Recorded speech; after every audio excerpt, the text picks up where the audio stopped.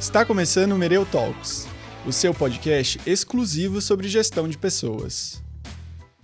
Esta é uma produção da Mereu, a plataforma ideal para impulsionar a performance e engajamento dos colaboradores. Olá pessoal, sejam muito bem-vindos a mais um episódio do Mereu Talks. Eu sou o Gustavo Araújo, eu faço parte do time de marketing e produto da Mereu e apresento o Mereu Talks junto com o Ivan, que é cofundador da Mereu, sempre aqui meu colega de bancada. Tudo bom, Ivan? Tudo bom, Gus? Quarta temporada, agora em Terras Mineiras. Seja bem-vindo. Muito obrigado, mais um episódio aqui em BH, então a gente já gravou em São Paulo, agora que está gravando esses episódios aqui em BH. E hoje a gente vai falar sobre confiança, que é uma característica valiosa para a liderança, e o impacto no engajamento de colaboradores. E para falar sobre esse tema hoje, a gente convidou o Alessandro Barbosa, que é cofundador da Pulsares. Tudo bom, Alessandro? Tudo bem, Gustavo, tudo bem. Não, hoje eu vim aqui, eu gostaria de agradecer demais o convite de vocês para essa oportunidade, né? Estou muito feliz com essa oportunidade de falar um pouco. É algo que eu conheço bastante, domino bastante, tenho uma trajetória muito longa sobre isso. Muito legal, a gente que agradece aí a sua disponibilidade de estar aqui com a gente, bater esse papo, que a gente quer começar ali contando um pouco de confiança, mas antes, Alessandro, quem não te conhece, se apresenta um pouco, conta para o nosso público quem que é você, um pouco da sua trajetória. Bom, meu nome é Alessandro, tenho 35 anos laborais, eu não vou falar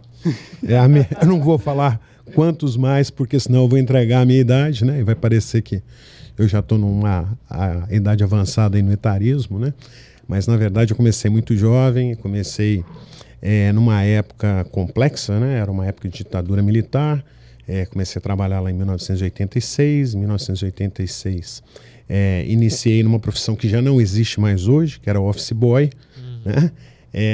Na época, eu comecei a trabalhar num grande grupo empresarial, e dentro desse grupo empresarial eu desenvolvi boa parte ou grande parte da minha carreira, né? Foram pelo menos 25 anos trabalhando dentro desse grupo empresarial.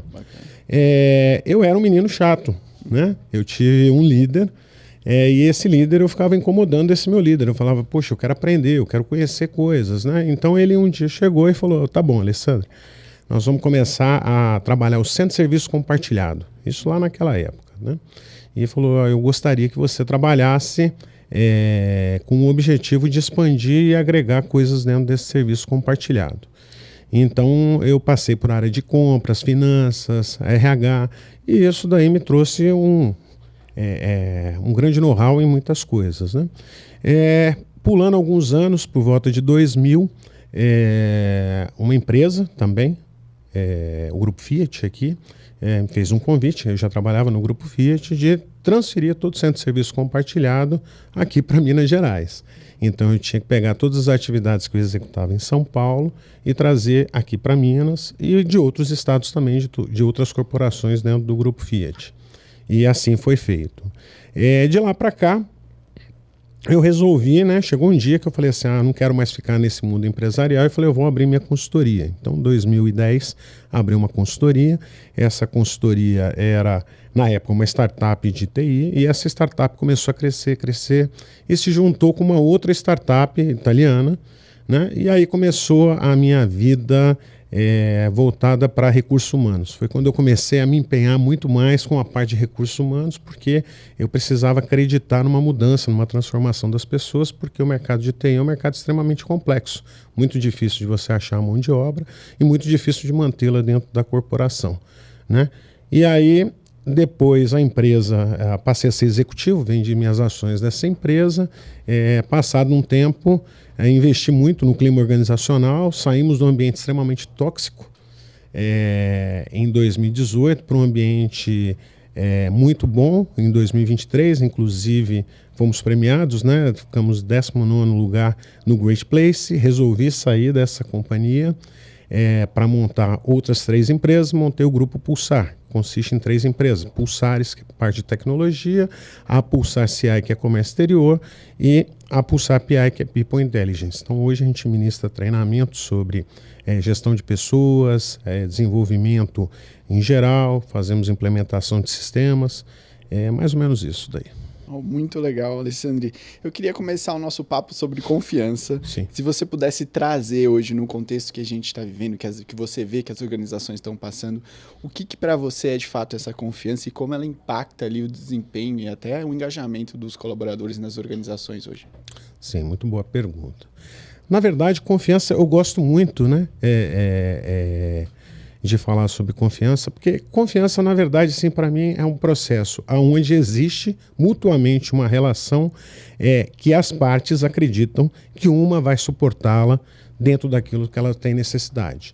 Né? Então, quando a gente fala dentro de uma empresa, fundamentalmente poxa, eu vou entrar dentro de uma corporação, aquela corporação vai me dar todas as condições necessárias para que eu execute minha tarefa, porém, ela vai respeitar as minhas vontades, vai respeitar a minha pessoa, ela vai respeitar aquilo que eu vou conseguir produzir, ela vai produzir desenvolvimento, ela vai me entregar oportunidades, né? Por outro lado, a companhia também precisa criar um ambiente de tal forma que todas as pessoas consigam enxergar que o tratamento é igualitário. Né? Não existe uma empresa que o tratamento não é igualitário. Se você já não tem a confiança. Agora, essa confiança, né, ela muitas vezes ela não consegue despertar totalmente o desempenho, né? Vamos lá, eu confio em você, mas se eu não te der uma meta clara e objetiva, eu não vou conseguir alavancar o negócio. É claro que a confiança ela consegue mitigar um monte de pequenas coisas, né? Por exemplo, eu sempre digo para as pessoas que quando eu confio numa pessoa, eu começo a diminuir o número de reuniões. Quando eu confio naquela pessoa, eu começo a diminuir os meus controles, né? Eu sempre achei que as empresas criam tantos procedimentos. Aquela empresa que tem um mundaréu de procedimentos é porque ela não confia nas pessoas. Porque se ela precisa documentar cada passo que a pessoa dá e ela cria obstáculo para tudo, ela não tem a confiança. Então, quando ela consegue tirar esses entraves do caminho, é sinal de que naquele momento já começa a aparecer a confiança. Mas mesmo assim, eu acredito que se você tem um propósito claro, um objetivo claro, e de você mostrar para onde aquela pessoa vai chegar, aí muda um pouco a história, né? Porque aí você vai conseguir conciliar a confiança com o propósito. Então a soma dos dois permite com que a empresa consiga alcançar resultados fantásticos. Né? Sim. Queria explorar um pouco a conexão de confiança e engajamento. Sim. Até tem uma pesquisa que fala que 49% das pessoas que confiam nos seus líderes têm um maior engajamento. Explora um pouco esse tema, né? Por que a confiança ela é tão importante assim para o engajamento e o engajamento é importante para as organizações? Sim. Vamos imaginar o seguinte, né? Vamos pensar no nosso cotidiano. Né? Quando você pensa nos seus familiares, né? Quando você olha para sua família, você fala assim, ô meu filho, vai estudar. Ele vai para a escola. Você confia que ele está indo para aquele local. Né? Quando você está com seu amigo, vamos sair para... Você confia que ele vai estar disponível para sair com você. A questão de confiança é a mesma coisa. É um líder pedindo para alguém fazer alguma coisa. Aquele funcionário, ele precisa acreditar que aquela relação que tem ali não é uma relação pautada somente na empregabilidade e no salário no final do mês.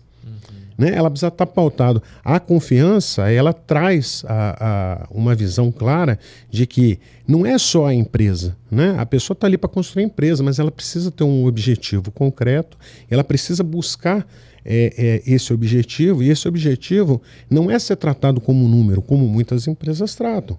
Né? Então, assim, quando a gente fala dentro desse processo de confiança, o que as pessoas esperam, o que essas pesquisas dizem eu preciso de alguém que fale a verdade, que cumpra o que prometa, que esteja disponível, que consiga entender aonde eu quero chegar, quais são os meus interesses pessoais. Né? Eu vejo muito hoje dentro das empresas uma situação, né? Às vezes o empregado, o líder fala assim, poxa, eu sou um líder inspirador, eu acompanho a minha equipe, eu acompanho meu empregado. Durante 2 anos eu acompanhei entrevistas de desligamento.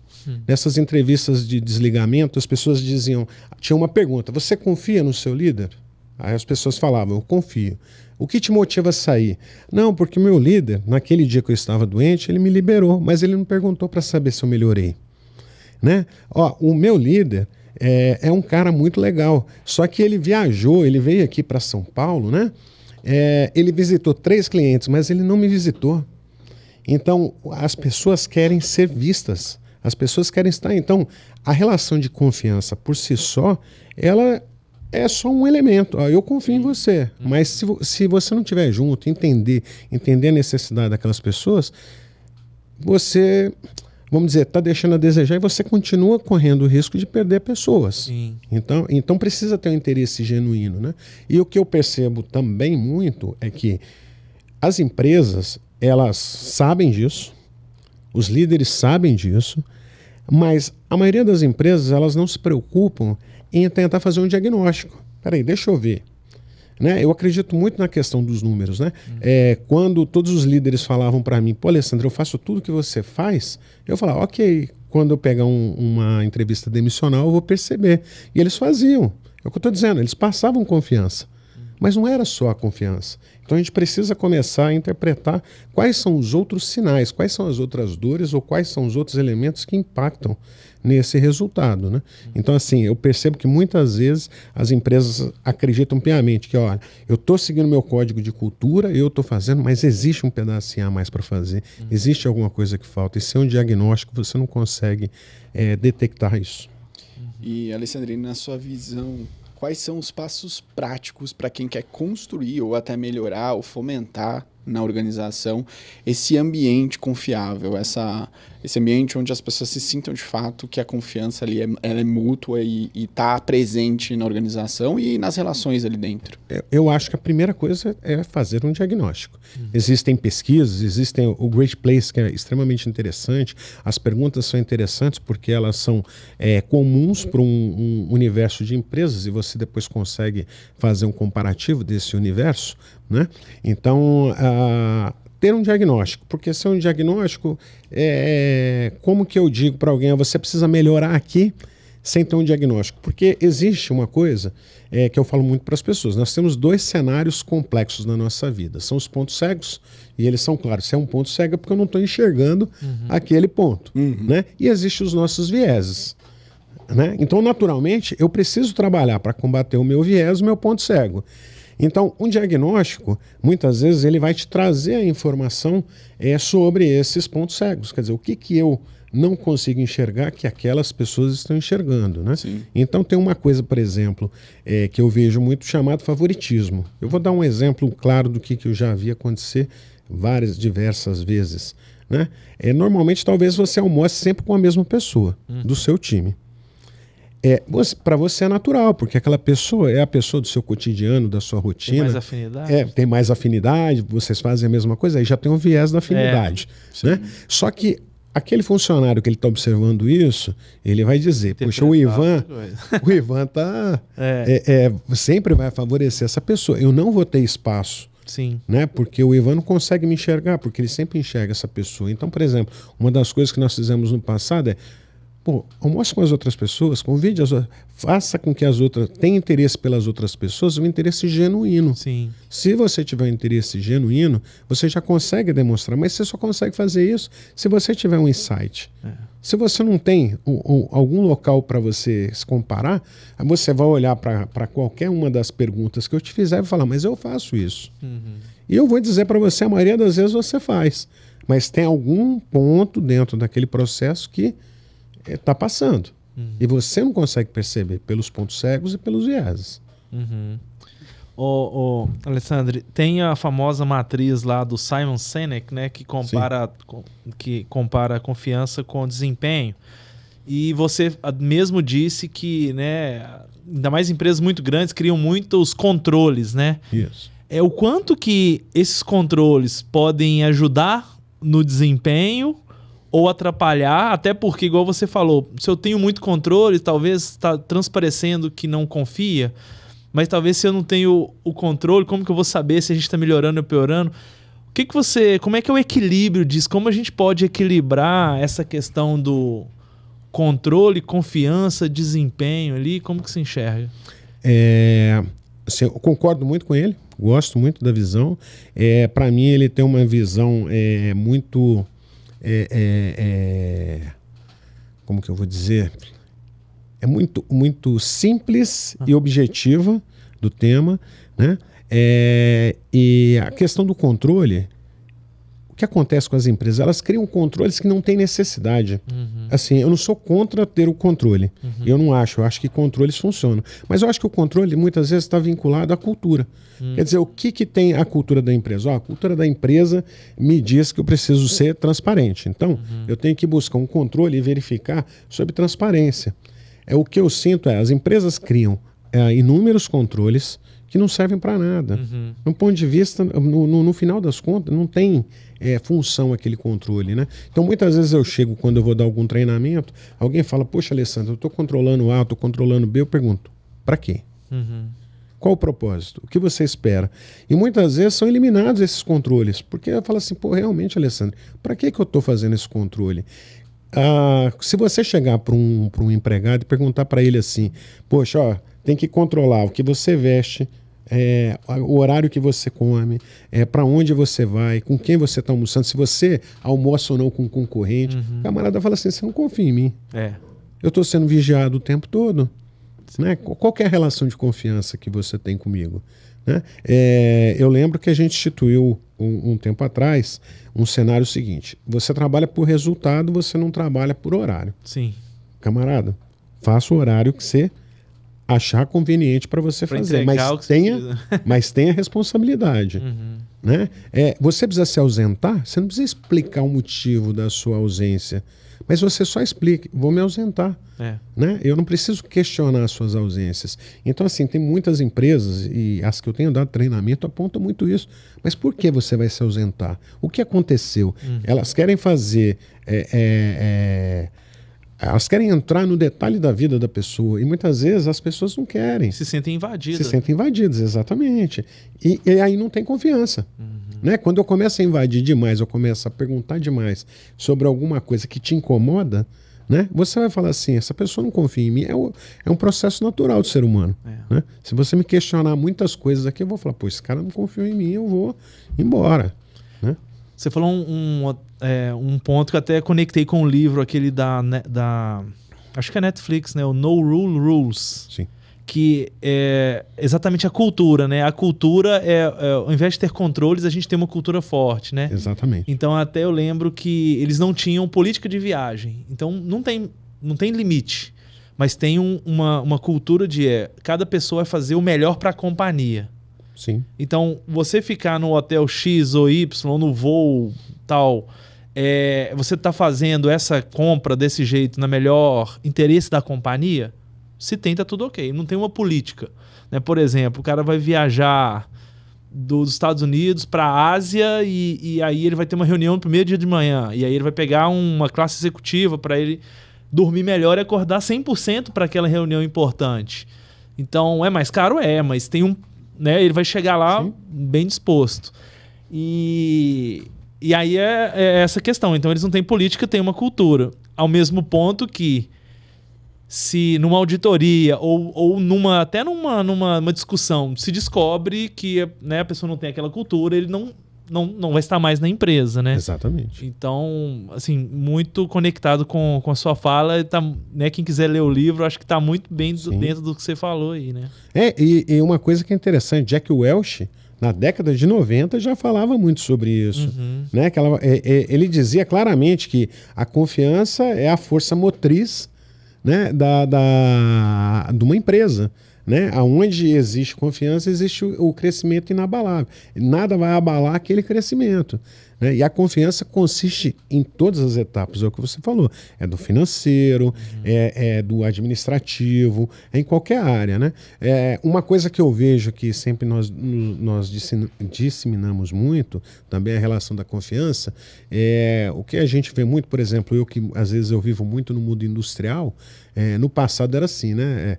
O que eles falavam, né? O horista, ele tem um restaurante dele que é um bandejão, o mensalista tem um restaurante dele que é um pratinho bonito. Isso daí quebrava a confiança. Porque isso aí era uma segregação. Então, por exemplo, quando a gente fala o que a gente pode fazer para alavancar a confiança, começar a trabalhar a diversidade. Lá era segregação, mas hoje a gente pode trabalhar a diversidade. Eu lembro um tempo atrás, quando eu implementei um processo de diversidade dentro da empresa, que foi um comitê, né? As pessoas assim falaram, pô, será que precisa, Alessandro? Será que eu sou uma pessoa preconceituosa? Rapaz, quando nós colocamos aquilo, que começamos, nós trouxemos uma pessoa influente, uma pessoa que trabalhava a Fatine, que é uma pessoa até famosa, fez Olena Gerais aqui, uma pessoa conhecida. Quando ela começou a fazer aquelas palestras impactantes sobre a preconceito, exemplos, né? sobre os exemplos de fobia de toda a natureza, ficou todo mundo chocado. Todo mundo falou assim, eu estou inserido dentro desse contexto. Esse contexto, eu estou inserido, eu também sou preconceituoso. Sim. Né? Então, assim, esse é o tipo de coisa que pode ser tratado e que dá um resultado muito bom. Sim.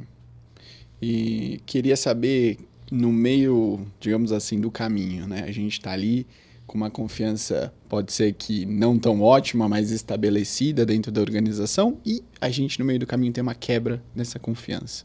Bom, algo aconteceu, algum fator aí, enfim, alguma ação específica que as pessoas falam, opa, peraí, não era aquilo que eu estava pensando. Existem formas da gente trabalhar e reatar essa confiança? É longo, é um trabalho duradouro? Como é que você vê esse trabalho de, talvez, retomar a confiança das pessoas e nas relações ali?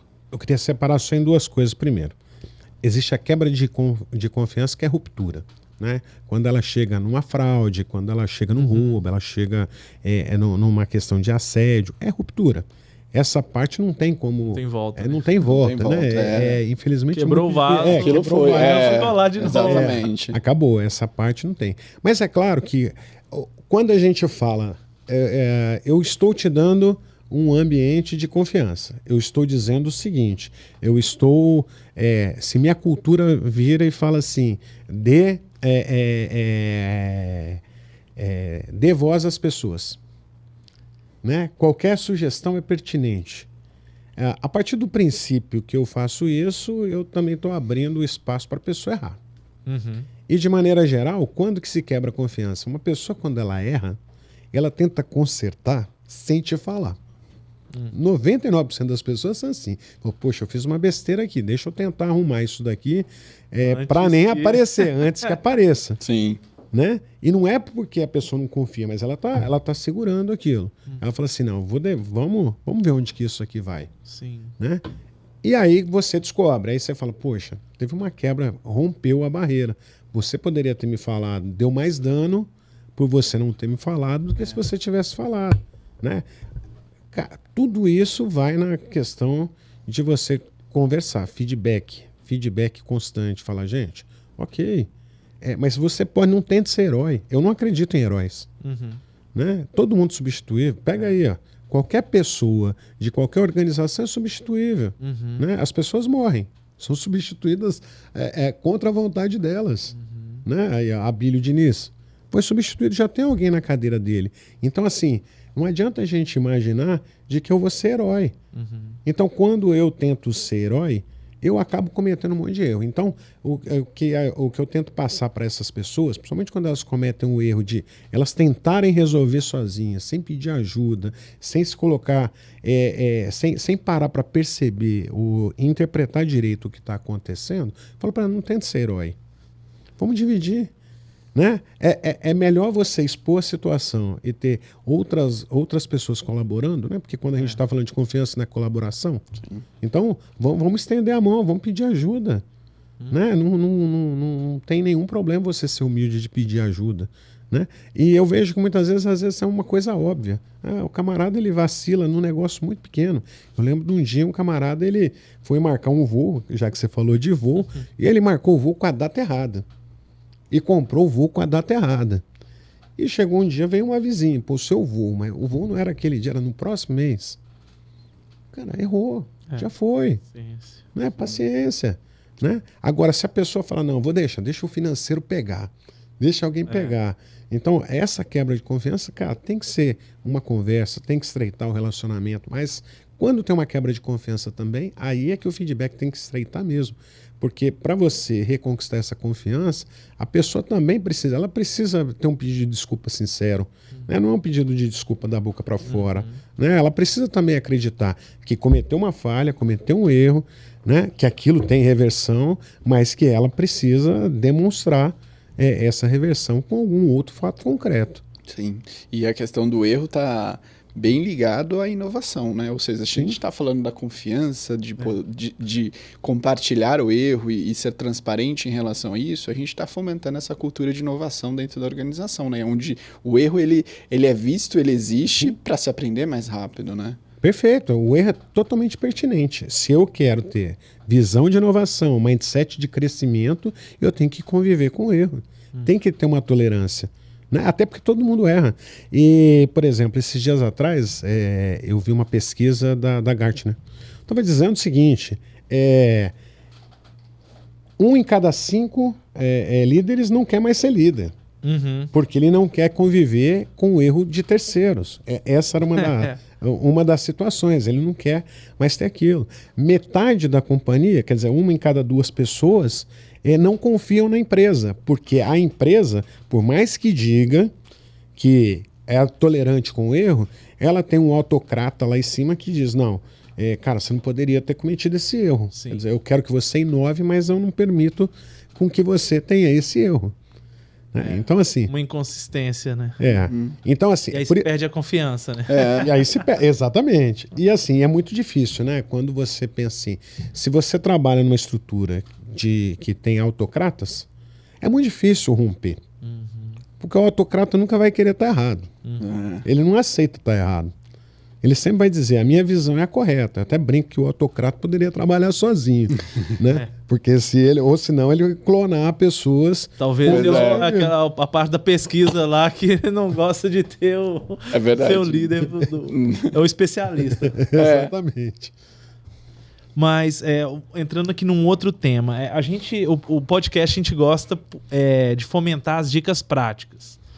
Então, eu queria entrar num tema que quais são as dicas que você daria para os líderes que estão ouvindo, entenderam até aqui da nossa conversa a importância da confiança, de manter essa confiança com seus times, seus liderados, né? E aí até naquele exemplo do começar a almoçar com todo mundo, né? Para ninguém se sentir excluído e tudo. Quais são as dicas que você daria para os líderes para começar a aumentar a confiança entre seus times, seus pares, né? Enfim, o processo todo de confiança. Tem dicas ou tem uma fórmula que você traria para o nosso público? Uma fórmula mágica, sinceridade, não tem. Mas, por exemplo, tem uma dica. A primeira coisa que eu acho que deve acontecer é buscar autoconhecimento e autoconsciência, né? Existe até um negócio muito legal e é fácil de se ver na internet, chamado Janela de Johari. Janela de Johari, ela traz uma percepção de como que você se enxerga e como as outras pessoas te enxergam. É muito interessante e eu abordo muito sobre isso. Não, na verdade, é um processo que explica as fases. O que eu me conheço e as pessoas conhecem, o que eu não me conheço, mas as pessoas conhecem, o que eu não me conheço e ninguém conhece, e aí vai dentro do desconhecido, aí vai chegar naquilo que realmente eu quero ocultar das pessoas, e vai chegar naquilo que são os pontos cegos. E aí os pontos cegos, você começa a trabalhar aquilo que realmente você não enxerga. Os líderes, de maneira geral, eles não pedem um feedback para os seus times, eles têm muito mais a cultura de dar o feedback. Quando eles passarem a se conhecer melhor, quando eles começarem a interpretar melhor, eles vão começar a pedir o feedback, né? E isso é importante. Se um líder ele precisa ouvir o feedback, ele precisa degustar aquilo. De maneira geral, não é gostoso, porque ela vem munido de um universo de críticas, né? Sim. Então ele precisa aprender a ouvir, a escutar aquilo, começar a pensar exatamente, né? Olhar assim, deixa eu ver o meu autoconhecimento, minha autoconsciência, deixa eu ver se realmente é isso ou não é isso. Então, na prática, isso auxilia demais. A outra coisa é ele se comportar, né? Vamos dizer que é o negócio que todo mundo fala, empatia, mas ele precisa ter empatia, primeiramente, voltado para aquilo. poxa, eu estou entregando para o camarada aquilo que eu quero que o meu líder me entregue. Porque assim, o líder também, ele tem um líder, ele também é liderado por alguém. Então muitas vezes ele questiona o que o líder não entrega para ele, mas ele faz a mesma coisa, né? E não adianta ele falar que chumbo trocado não dói, né? Mas ele também não entrega.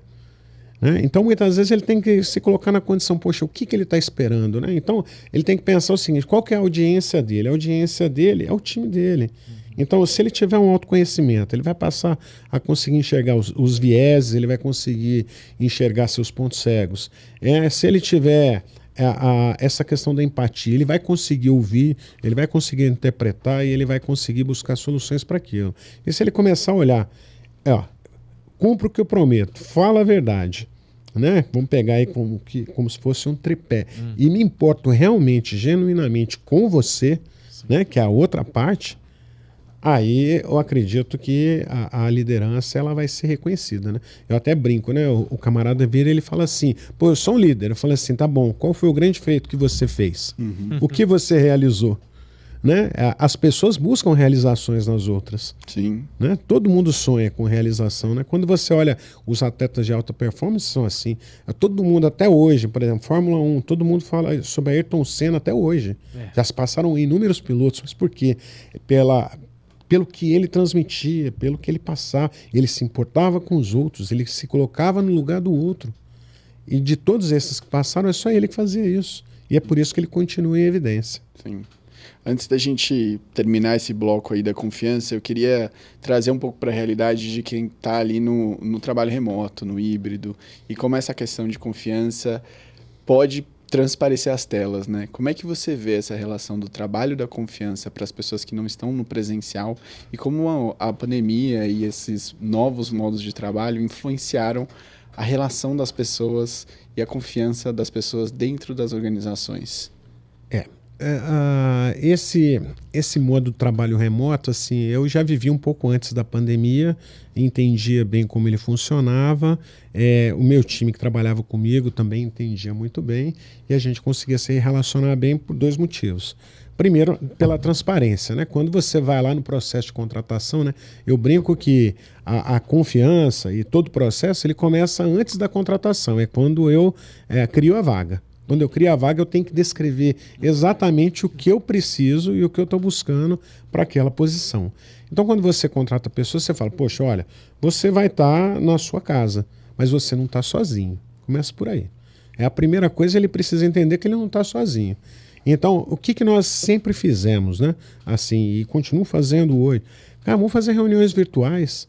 Né? Outro dia eu brinquei, nós fizemos churrasco virtual, né? Quer dizer, só eu comi. Nós fizemos churrasco virtual. Galera, vamos fazer, cada um fazendo um churrasquinho na sua casa com uma tela conectada.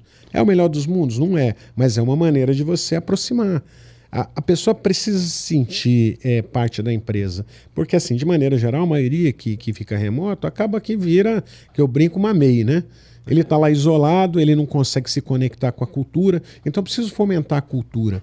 Então, por exemplo, muitas vezes nós tínhamos alguns funcionários em outros estados que nós trazíamos uma vez por mês, a cada 2 meses, para dentro da sede. Vem cá, no dia que nós trazíamos essas pessoas, nós levávamos para conhecer a cidade. Vamos fazer um evento, vamos conhecer a cidade, vamos conhecer as pessoas que moram aqui próximas. Então, assim, a gente consegue criar algum tipo de conexão. É muito difícil você falar assim, elas não vão se sentir sozinhas. Sim. Isso é muito difícil, porque isso está muito mais inerente à característica, né? Tem pessoas que, quando você lida, por exemplo, com desenvolvedores, tem desenvolvedor que fala o trabalho remoto foi a melhor coisa que a empresa fez, porque eu não suporto um barulho do meu lado. Né? Por outro lado, tem pessoas que falam assim, eu adoro estar com outras pessoas, então, assim, eu preciso estar fisicamente com outras pessoas. Então, o que a gente tentava sempre entender muito era isso, né? A pessoa que eu estou contratando, como que ela se comporta com isso? Como que ela sente isso? Ela sente que o trabalho remoto vai ser pesado ou não? Né? De maneira geral, eu vou dizer que foi positivo e muitas pessoas se integraram com a cultura, por 2 motivos. Na tecnologia, o Nordeste ou o Sul, Eles sempre foram esquecidos como um mercado empregador. Sempre teve aqui. Então, quando você fala assim, poxa, eu contratei um desenvolvedor no Pará, o desenvolvedor vai falar, foi a melhor coisa que eu fiz, eu sou a cara da empresa, eu sou o retrato de vocês, porque ele está tendo uma oportunidade ímpar de fazer uma coisa que ele não teria mercado onde ele mora, onde ele está. Né? Então, assim, essa conexão depende muito, acho que, de como é o perfil, né, da pessoa. Né? Então tem mapeamento DISC, tem esse tipo de coisa que você consegue interpretar um pouquinho quem são essas pessoas que você está trazendo para dentro da organização e como que elas lidam com esse cenário. Agora, é um desafio imenso você falar assim, eu vou instituir a cultura e vou fazer com que essa pessoa respire totalmente cultura, porque a distância é muito ruim. Sim. Queria falar agora sobre engajamento. Eu sei que você tem aí todo um case até especificamente sobre engajamento e que confiança acho que é um dos fatores que acabam alavancando aí o engajamento nas organizações e nas pessoas. Mas para você, Alessandro, quais são as outras características, os aspectos que você vê que influenciam diretamente ali no engajamento de colaboradores? Existem vários. Eu acho que o primeiro aspecto é o reconhecimento.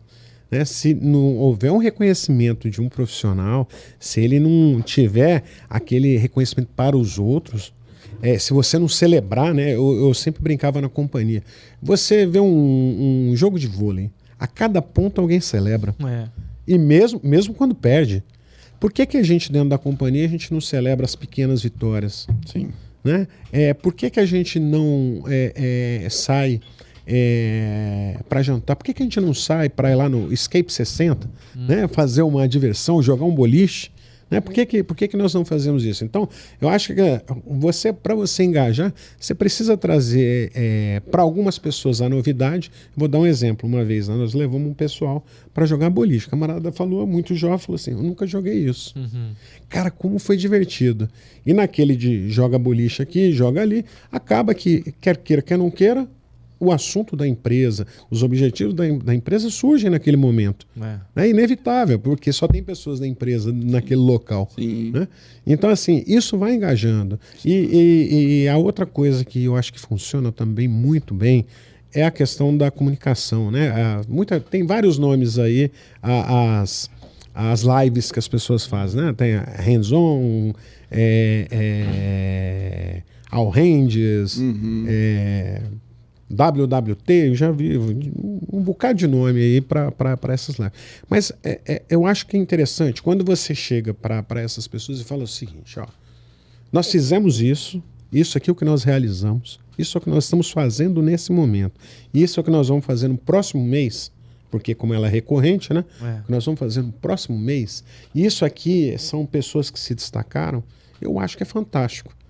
Porque, por exemplo, eu confio, mas se eu não vejo o que está acontecendo à volta, eu vou confiar e acho que está tudo indo muito bem, mas quando eu começo a ver o crescimento, quando eu começo a sentir, ter esse sentimento mesmo de crescimento, aí muda. Sim. O cara fala assim, eu faço parte disso, eu sou uma parte integrante disso.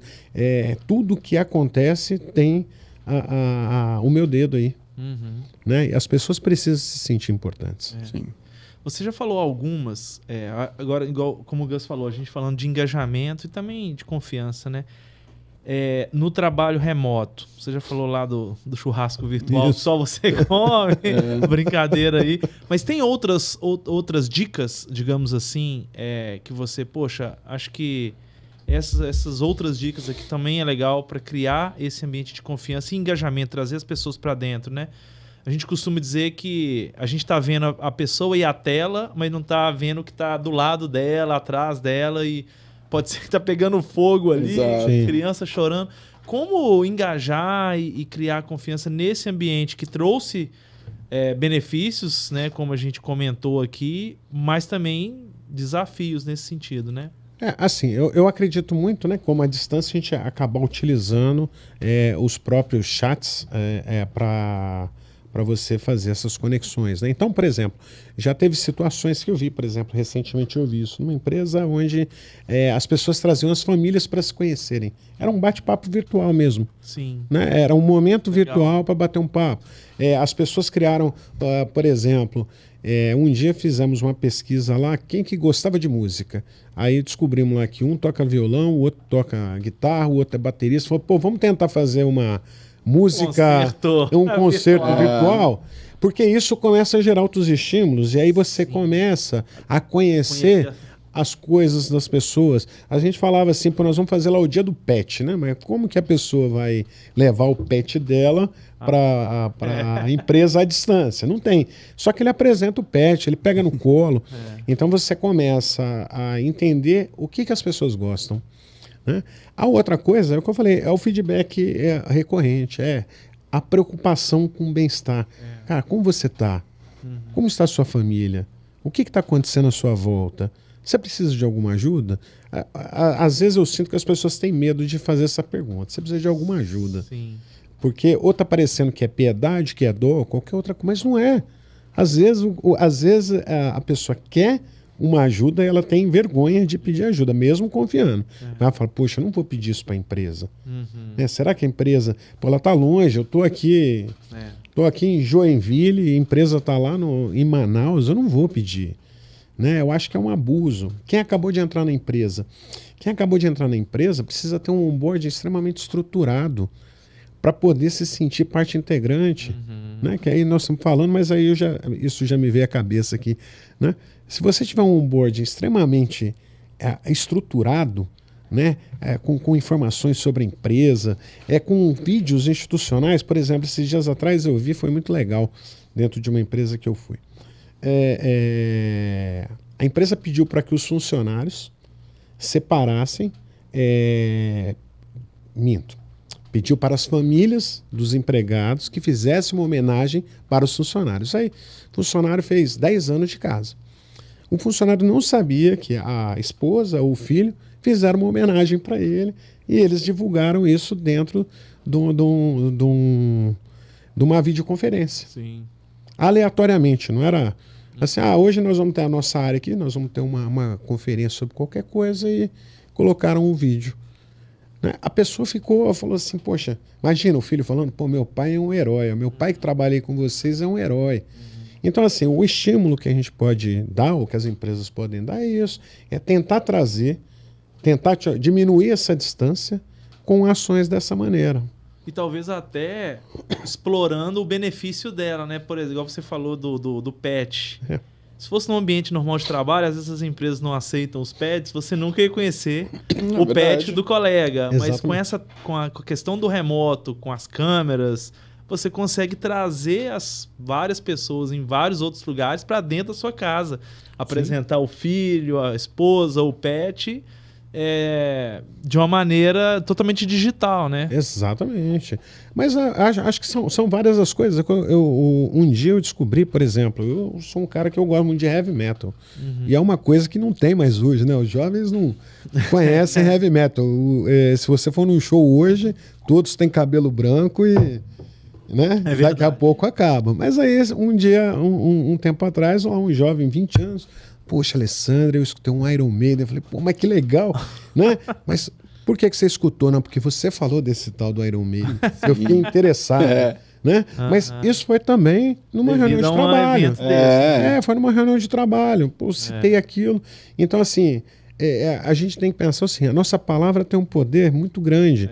Então, quando a gente pega um jovem, pega alguém que está dentro de uma geração diferente da nossa, e a gente dá um input, fala assim, poxa, isso aqui seria legal, fazer isso aqui seria legal para quem está no remoto, eles vão atrás. Sim. Quando a gente dá o caminho das pedras de hoje, é muito mais fácil do que no passado, porque aí não vai longe, nos anos 2000, você não tinha a internet que tem, não tinha rede social, o processo de aprendizado era muito diferente, né? Hoje, todas as empresas aí têm suas academias, as empresas criam. Outra ação que pode ser as academias, né? Fazer um processo dentro das academias, que eu vejo muito, fazer um gamification, fazer os hackathons. Sim. Então, assim, acho que tem muita alternativa que dá para fazer com esse cenário virtual para poder aproximar, engajar o time.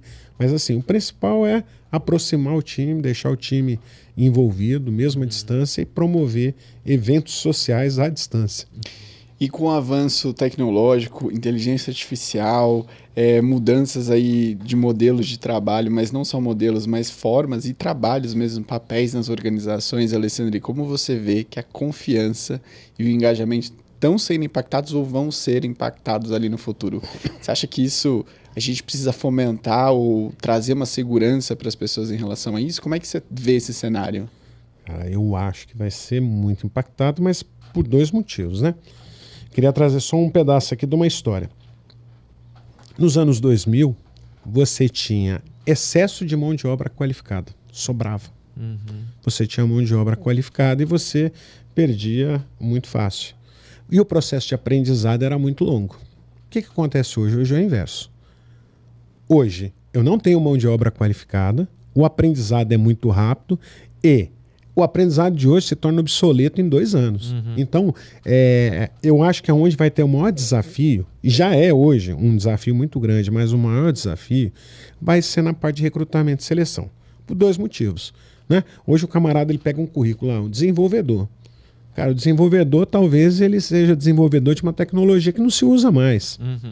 Né? E a gente também tem que pensar que os times de recursos humanos, eles não conhecem tecnicamente algumas coisas. Então, o que eu imagino hoje eu já vejo muita empresa pegando lá um chat GPT, utilizando para poder fazer um cruzamento da vaga, para poder ver se existe uma consistência, uma aderência na vaga, para ela poder, entrevistar as pessoas. Por outro lado, né, eu penso que o futuro, o RH, ele vai ter que trabalhar muito na busca de pessoas que tenham um mindset do crescimento e que goste da mudança. Né? Assim, na minha visão sempre foi o talento, lá, como dizia Darwin, né? Não é o mais forte, né? Não lembro a frase exata. Mais forte que sobrevive. Não é nem o mais forte que sobrevive, mas é aquele que se adapta às mudanças. Então, o que a gente tem que pensar é o seguinte: quem se adapta às mudanças? O novo profissional tem que se adaptar, porque o que ele estuda hoje, daqui a 2 anos, se torna obsoleto. Então, as empresas vão ter que começar a contratar essas pessoas pensando o seguinte: olha, meu camarada, eu estou te contratando, mas você vai ter que ter um pulso firme para você estar buscando conhecimento. E eu, como empresa, vou ter que estar gerando fontes de informação, criando as academias, criando as trilhas de conhecimento, né, criando os desafios. Por isso que eu falei que pode entrar um hackathon, pode entrar qualquer outro processo para se tornar um desafio, para as pessoas evoluírem aqui, nesse quadro. Porque senão, também chega lá na frente, o que vai acontecer? Eu também vou ter um quadro obsoleto. Né? Eu até brinco, um dia alguém chegou e falou assim para mim: poxa, Alessandra, a gente tem que diminuir o turnover. Eu falei: mas por quê? Será que todo mundo precisa diminuir o turnover? Eu falei: vamos pegar uma empresa com um time totalmente obsoleto que não evoluiu. Eu vou manter aquele time? Não faz o menor sentido eu manter um time obsoleto. Então, só que eu preciso trabalhar. Agora, será que esses profissionais que estão entrando no mercado hoje, eles querem trabalhar a mudança? A mesma pesquisa, tá? A pesquisa da Gartner diz que somente 8% das pessoas têm condições de gerir as mudanças atuais. Então, assim, Gartner traz uma informação preocupante, né? E é a pesquisa desse ano, de março, né? Uma pesquisa recente. Então, assim, imagina, 8% das pessoas têm condições de fazer uma gestão dessa mudança. E a mudança ocorre a cada 2 anos, 2 anos, 1 ano e meio, talvez até menos, porque do jeito que vai. O processo tem sido extremamente acelerado. Então, assim, eu acredito que o desafio vai se dar no recrutamento e seleção, né? A busca vai ser pelo profissional que consegue se adaptar melhor a essas mudanças. Para mim, assim, sem sombra de dúvida, é quem consegue fazer essa mudança, ter esse mindset de mudança. Quem não se adaptar não tem jeito, vai se tornar obsoleto e vai ser descartável no futuro, né? E assim, o cara também que ele não progride, a pessoa que não progride tem um problema, né? Que vira lá na frente para a empresa é o camarada que ele traz problemas na confiança, porque ele começa a ser crítico, ele começa a gerar rumores desnecessários, ele começa a influenciar o ambiente todo, né? Porque ele não cresceu, mas ele começa a influenciar o ambiente porque ele está ficando para trás, Sim. né? Ele tá, a confiança dele também, né? Vai ter uma quebra de confiança aí, mas ele pode contaminar o meio, né? Então, assim, a gente tem que trabalhar para evitar de que o meio seja contaminado. Sim. Perfeito. Bom, estamos caminhando aqui para o final, Alessandro. Eu queria saber se você separou ali um case para gente que fale muito sobre confiança. Se aí tem só vivências bem bacanas, você trouxe ali no começo da conversa. Se quiser pontuar aqui para gente algo que te marcou sobre confiança, engajamento de pessoas. Tem um case que foi o meu próprio case, né? A empresa, né? A minha empresa foi comprada, né, por uma multinacional italiana, e essa multinacional inorganicamente começou a comprar outras empresas e juntar empresas em estados diferentes. A pergunta era, em cada estado a sua empresa estava satisfeita? Quem estava em São Paulo estava satisfeito com o time, quem está em Minas está satisfeito, quem está no Rio está satisfeito. Quando você junta e você muda as lideranças, você tem impacto, mas a priori todo mundo se dizia, não, está tudo bem. Eu falei, não, vamos fazer uma avaliação de clima. Vamos trabalhar nisso para poder tentar entender. E quando nós vimos o resultado foi ruim. Né? E o que a gente percebeu com isso? Né? 3 ou 4 elementos que eu citei. Né? O meu resultado foi ruim, mas é porque eu tenho um monte de ponto cego e um monte de viés que eu não tratei. Porque eu sempre tive o achismo. Eu achava que estava bem. Né? Se eu não faço diagnóstico, eu continuo no achismo.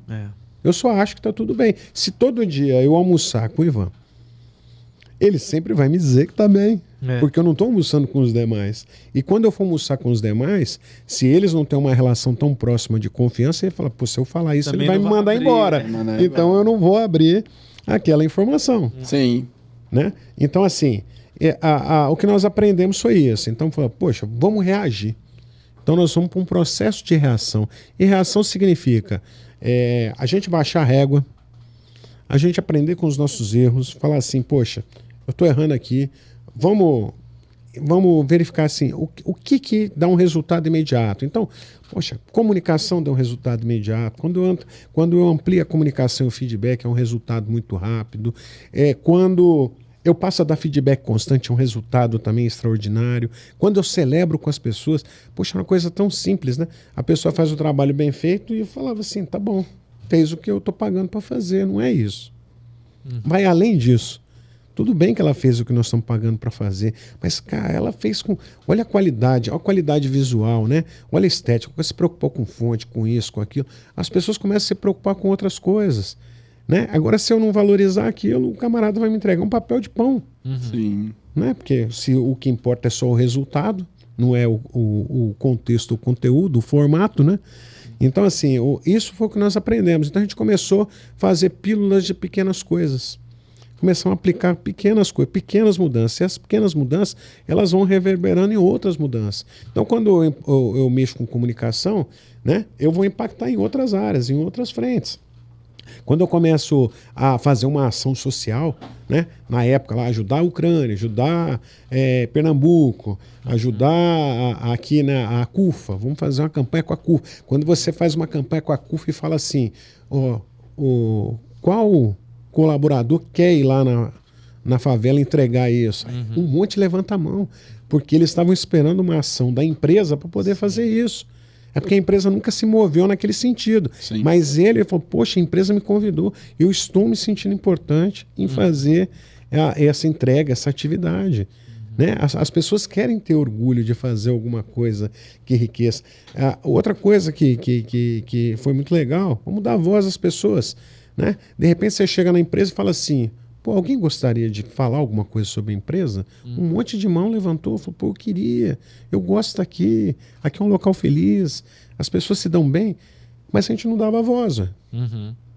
Então vamos falar, vamos ser embaixador da empresa, embaixador da marca, embaixador... Né? Então eu fomento muito isso, né? Quando eu faço meus treinamentos, eu fomento muito isso. E eu sempre fomentei muito, né? Eu sou partner do Great Place, né?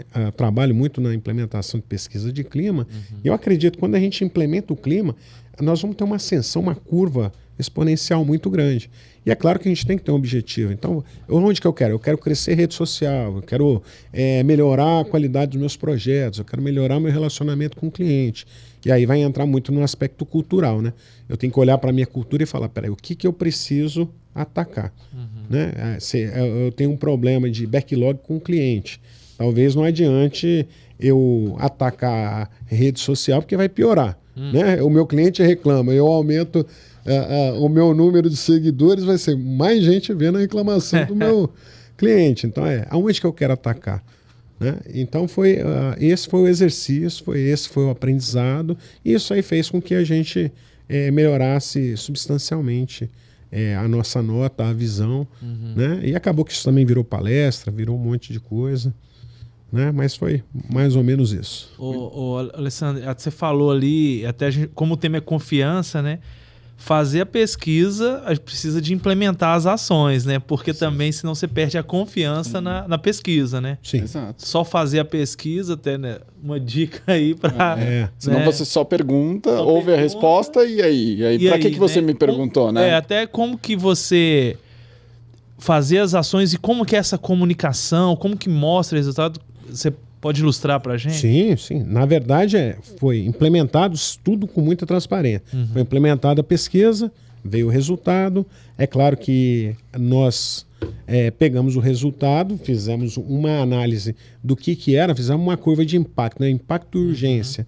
Né? Jogamos dentro de uma matriz relacional para falar assim, deixa eu ver o que eu consigo resolver no menor prazo. Perfeito. E que dá um efeito. E o que eu preciso. Só que aí nós criamos também um marco, né? O que eu preciso atacar? Variou quantos por cento? A média do mercado, um exemplo, de uma nota lá, 70% de aceitação. Chegou em 50%. Tem uma variação aí de 20 pontos. Isso é grande. Às vezes tem um ponto. Não, tá muito aderente. Próximo. Então, basicamente era pegar o resultado, identificar quais eram os pontos-chave, olhar para a cultura e falar assim, o que desses itens batem na cultura, jogar dentro de uma matriz, aí dentro da matriz falar impacto, urgência, o custo, aí depende do que a empresa quer olhar, né? Às vezes tem uma implementação que não tem custo, agora tem uma implementação que é mais onerosa. E baseado nisso, fazer o plano de ação mesmo. O que eu vou fazer? Normalmente é fazer uma matriz relacional, né? Qual que é o ponto que eu quero tratar contra o impacto que ela vai dar. Então, por exemplo, tem uma questão lá que fala lá, o líder precisa acabar lá com o favoritismo. Isso impacta onde? Impacta em comunicação. Então, eu tenho que criar uma comunicação. Olha, ela impacta na confiança. Então, eu tenho que criar tal coisa. Ela vai impactar nas relações sociais dos demais. Então, foi uma matriz relacional dizendo, isso aqui, se eu tratar este item, ele resolve esses outros itens. Né? E aí trabalhar, por exemplo, 3, 4 ações por trimestre, né? E foi bem sucedido. Né? Na verdade, assim, eu trabalhei vários pontos. Em um ano eu trabalhei um universo. Eu separei assim, primeiro o ato, depois eu separei lá um processo mais gerencial, e aí também cabia investimento, tinha que ter um desembolso financeiro. Sim. E o terceiro que era exatamente a experiência do empregado, o employee experience. Né? Era a gente criar o cenário onde a pessoa falasse assim, eu quero trabalhar nesta empresa, e no final, quando ela sai, ela fala assim, eu tive orgulho de estar com vocês. Né? Esse é o sonho, né? Se você for olhar, né? A relação de confiança é isso. Né? Eu um dia quero trabalhar nesse local. E quando ele deixar aquele local, eu falar assim, saio com saudades. Sim. Então, assim, essa é a minha visão, mais ou menos, do Employee Experience.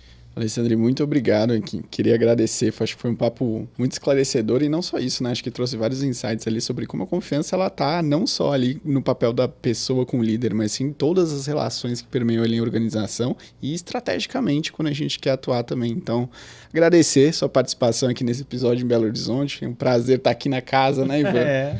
E queria pedir para você compartilhar os seus contatos, o pessoal que quer falar mais sobre isso com você, ou continuar, ou conhecer você, seus trabalhos, como é que faz? Sim. Primeiramente, muito obrigado pelo convite. Espero ter ajudado de alguma forma. Tá? Não vou dizer que não fiquei um pouquinho nervoso ali no começo, porque não é uma coisa que eu pratico no meu cotidiano, né? fiquei um pouquinho tenso, me desculpe por isso. Né? De maneira geral, hoje eu sempre achei que as pessoas devem estar no centro de tudo. Quando eu coloco as pessoas no centro, as pessoas vão para onde eu for. Então elas vão me seguir, porque eu considero ela a parte mais importante de todo o conteúdo, de todo o contexto. Né? Quem precisar falar comigo pode me achar no LinkedIn, né? Alessandre Barbosa, tudo junto.